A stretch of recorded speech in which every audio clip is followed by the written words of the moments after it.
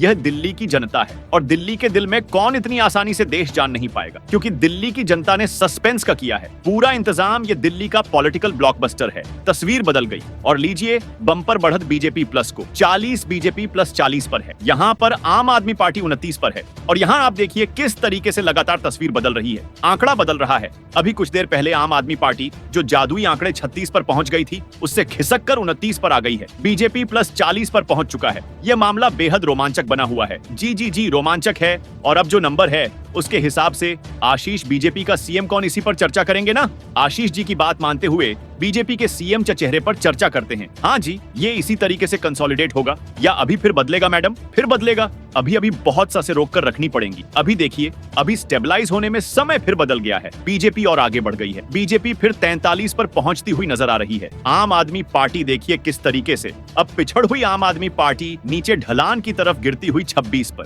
ये एक तरीके से उसी तरीके का अब कंसोलिडेशन नजर आ रहा है जो अब से कुछ देर पहले नजर आ रहा था, जिसमें बीजेपी का जो आंकड़ा है वो 50 तक पहुंच चुका था और आम आदमी पार्टी जो है वो घटते घटते 19 की तरफ आ चुकी। प्रोफेसर साहब, नहीं कुछ कहा नहीं जा सकता। मैं कह रहा हूं रोमाना, इसको ऐसे इसके नंबर के फ्लक्चुएशन से हम नहीं समझ सकते। चुनाव को कब तक कहा जाएगा, कब तक कहा जाएगा, आप तो समझ रहे हैं रोमाना। अगर थोड़ी बहुत अगर बराबर कांटे की टक्कर तो हम लोग कह ही रहे हैं, और अगर कांटे की टक्कर में अगर जरा भी अगर आम आदमी पार्टी के कम हुए और बीजेपी के भी लगभग रहे, तो जो आम आदमी पार्टी वाले जो हम लोग देखते, नंबर फिर बदल गया है। और बहुत बड़ा फासला यहाँ पर बीजेपी प्लस जो है वो 46 पर पहुंचती हुई नजर आ रही। दुगने का फासला जो है रुझानों में बीजेपी हासिल करती हुई नजर आ रही। आम आदमी पार्टी 23 पर आ गई है और बीजेपी प्लस जो है वो 46 पर पहुंच चुकी। तो एक बार फिर से बीजेपी ने दुगनी बढ़त आम आदमी पार्टी पर बना ली है। वो जादुई आंकड़ा 36 वाला तेजी से पार कर 46 पर इस वक्त आम आदमी पार्टी खड़ी हुई है। हाँ जी प्रोफेसर साहब, रोमाना जी, ये जो ताजे रुझान दिख रहे हैं उसके अनुसार भारतीय जनता पार्टी को लगभग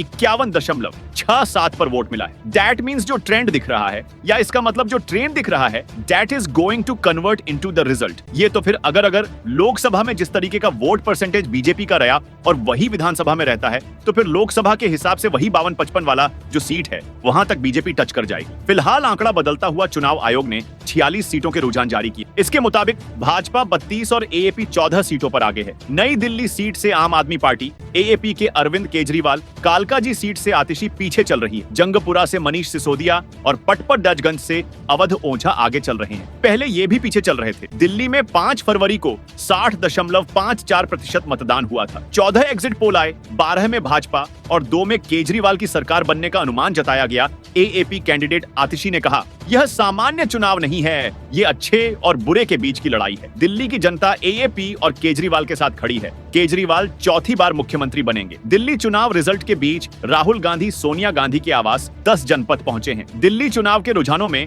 पार्टी एक सीट पर आगे चल रही है। राजौरी गार्डन से भाजपा के मनजिंदर सिंह सिरसा पीछे हो गए हैं। इससे पहले वे आगे चल रहे थे। सिरसा ने कहा, हम पूरी तरह कॉन्फिडेंट हैं कि भाजपा 50 सीटें जीतेगी। आरके पुरम से भाजपा के कैंडिडेट अनिल शर्मा ने कहा, हम अपनी सीट पर जीत रहे हैं। दिल्ली में 100% भाजपा सरकार बनेगी। अगले 3-4 घंटे में स्थिति साफ हो जाएगी। दिल्ली भाजपा अध्यक्ष वीरेंद्र सचदेवा ने कहा कि दिल्ली की जनता ने विकास का रास्ता चुना है, नतीजे हमारे पक्ष में होंगे। जम्मू कश्मीर के मुख्यमंत्री उमर अब्दुल्लाह ने दिल्ली चुनाव के रुझानों पर तंज कसा है। उन्होंने एक आरसी का वीडियो पोस्ट किया। इसमें लिखा, और लड़ो आपस में, कौन आगे कौन पीछे चल रहा है। तो जंगपुरा से मनीष सिसोदिया पीछे चल रहे हैं। लगातार अरविंद केजरीवाल नई दिल्ली से पीछे चल रहे हैं। आतिशी जरूर इस सीट पर बढ़त बनाई हुई है। कालकाजी पर तो सौरभ भारद्वाज ग्रेटर कैलाश से आगे चल रहे हैं। ओखला वाली सीट मजबूत सीट समझी जा रही थी। आम आदमी पार्टी खुद मान के चल रही थी कि ये सीट जीतेगी। तो अमानतुल्लाह खान जब से काउंटिंग शुरू हुई है तभी से आगे चल रहे हैं। भास्कर, मैं सिर्फ ये कह रहा था, इसमें ये ऐड कर पश्चिमी दिल्ली की, जैसे हम दिखा रहे थे सीट्स को, चाहे वो विकासपुरी हो, जनकपुरी हो, तिलक नगर हो, ये बहुत ही स्ट्रांग होल्ड रहा है आम आदमी पार्टी का। और उसमें से सिर्फ एक सीट ऐसा मान के चल रही है आम आदमी पार्टी की, जनकपुरी में हो सकता है कुछ बदलाव हो सकता है, ठीक है। मालवीय नगर में देखिए, सोमनाथ भारती विश्वास नगर का पहले बता दूं आपको, दीपक सिंघला को 3448 वोट और भारतीय जनता पार्टी के उम्मीदवार जो हैं, अब ये मालवीय नगर आ गए। सोमनाथ भारती को 9880 वोट, बीजेपी के सतीश उपाध्याय को 6905 वोट जो है वो मिले हैं। कांग्रेस पार्टी के उम्मीदवार को 1256 वोट मिलता हुआ दिखाई दे रहा है। मालवी में सोमनाथ भाटी लीड कर रहे हैं। और देखिए, आइए शादरा का भी आपको दिखा देते हैं। यहाँ जितेंद्र सिंह शंटी 3160 वोट उन्हें अभी तक मिले हैं। बीजेपी के संजय गोयल 3666 वोट के साथ आगे चल रहे हैं और कांग्रेस कुल 303 वोट अभी तक हासिल कर पाई है। इस पर बीजेपी आगे चल रही है। विश्वास नगर वाली सीट बीजेपी की सीट है। ओम प्रकाश शर्मा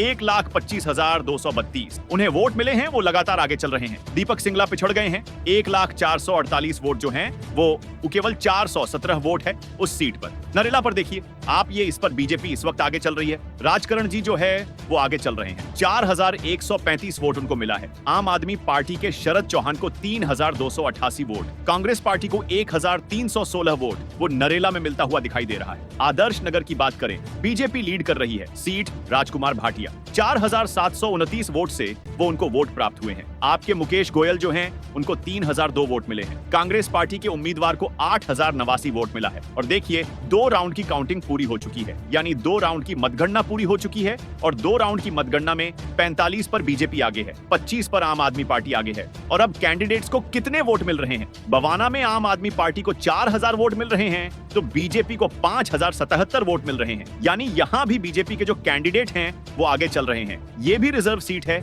आम आदमी पार्टी को झटका लग रहा है। कुल 4,379 वोट मिल रहे हैं, जबकि कांग्रेस के कैंडिडेट अपनी झोली में सिर्फ 9,037 वोट ही बटोर पा रहे हैं। यानी कांग्रेस बहुत ज्यादा डेंट आम आदमी पार्टी पर नहीं लगा रही। लेकिन बीजेपी कैसे अपने खाते में वोट जोड़ रही है वो सीधे तौर पर आप देख सकते हैं। बवाना में 4,379 वोट कुल आम आदमी पार्टी को मिले हैं। नहीं, लेकिन देखिए मुझे अभी जितना हमने अभी वोट बताए हैं जो उम्मीदवारों को अलग अलग सीट पर, ये एक सीट मुंडका की आई है जहां पर गैप थोड़ा दिखाई दिया है। बीजेपी के गजेंद्र दलाल को 8,232 वोट हैं। आपके जसबीर कराला को 4,325 वोट हैं। कांग्रेस पार्टी केवल 602 वोट। तो यहां आपको लगभग 4,000 का मार्जिन जो है मुंडका की सीट पर दिखाई देगा। वरना आप बाकी और सीटों की बात करें तो 1,000 या 1,500 ऐसा अंतर दोनों में दिखा। पिछली बार मार्जिन था 1,918 का और इस बार भी अगर मार्जिन से आगे चल रहे हैं भारतीय जनता पार्टी के कैंडिडेट, तो क्या इतना पुल कर पाएंगे बीजेपी के कैंडिडेट? ये देखना दिलचस्प होगा। नांगलोई जाट की बात कर लीजिए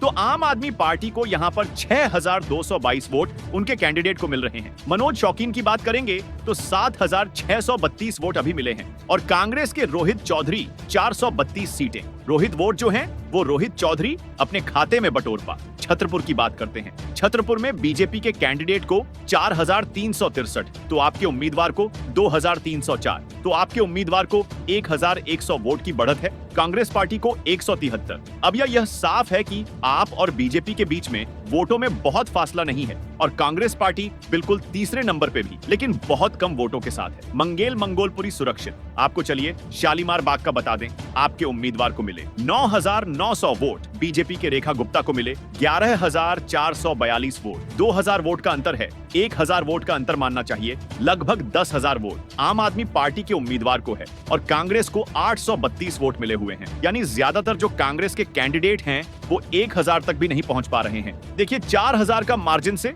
अभी इस वक्त शकूर बस्ती से सत्येंद्र जैन पीछे चल रहे हैं। मतलब गिनती कम वोटों की हुई है तो उसमें 4,000 ठीक मार्जिन माना। 12,000 वोट मिले। कनेल सिंह को 8,103 वोट मिले। सत्येंद्र जैन को, तो सत्येंद्र जैन के लिए टफ लग रहा है। मुकाबला बहुत और कांग्रेस पार्टी यहाँ पर कुछ वोट ले रही है 1,300 वोट। इसमें सौरभ भाई एक चीज देखने में आई कि जो जाट बाहुल्य सीट्स है उसमें सा बीजेपी आगे चल रही है। जाट बल सीटों पर बीजेपी आगे चल रही है। मुंडका ब्रजवासन, ये सारी जो सीट, ये जो 8 पर वाला जो उन्होंने बोला कि रिजर्वेशन दिया जाना चाहिए, मैसेज चला गया परवेश वर्मा हो सकते। मैं बहुत क्विकली एक बात जोड़ना चाहूंगा। देखिए बीजेपी ने बहुत स्ट्रेटेजिकली गेम खेला। गुर्जर थे तो रमेश धुड़ी आगे थे, जाट है तो प्रवेश वर्मा आगे हैं, सरदार है तो हमारे वो मंजी सिरसा जी आगे हैं। ऐसे कई नाम आगे की और हर कम्युनिटी को उन्होंने मैसेज किया कि भाई आपका नेता ही हम जो है हम इसको आगे कर रहे हैं। जंट स्टेजी थी जो काम करती हुई दिखाई दे रही है अभी।